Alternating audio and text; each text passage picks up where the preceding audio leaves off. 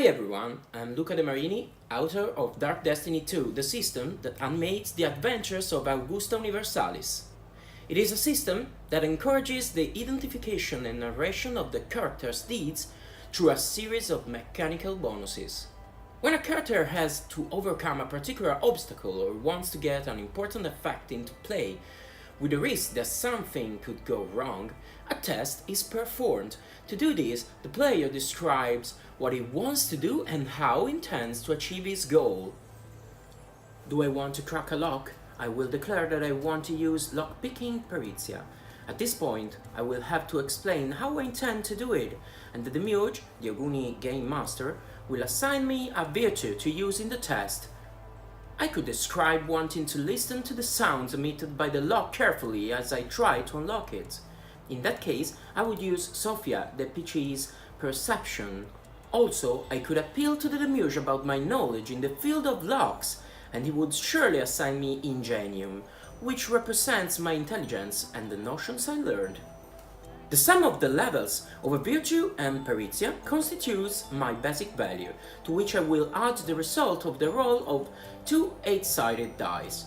There are various degrees of success, and the results convey the way in which the story continues, plus what narrative consequences there will be for my actions.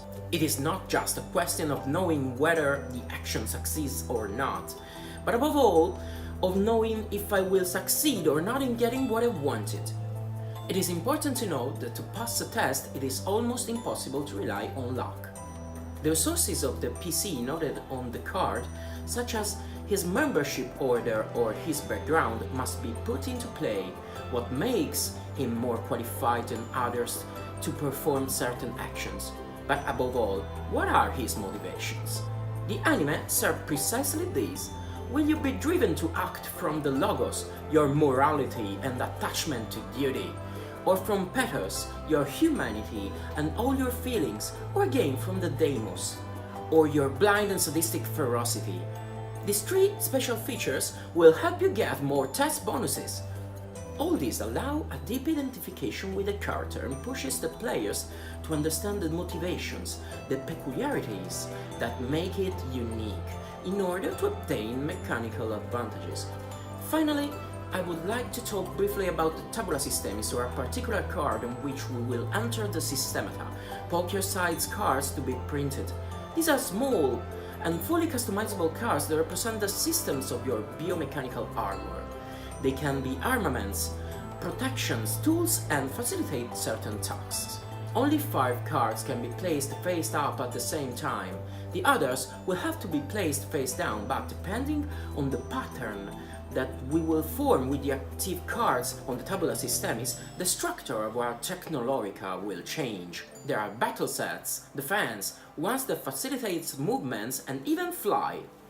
There are many possibilities at stake, and I assure you that transforming your armor during a fight or an important scene to better adapt to the situation is something extremely fun.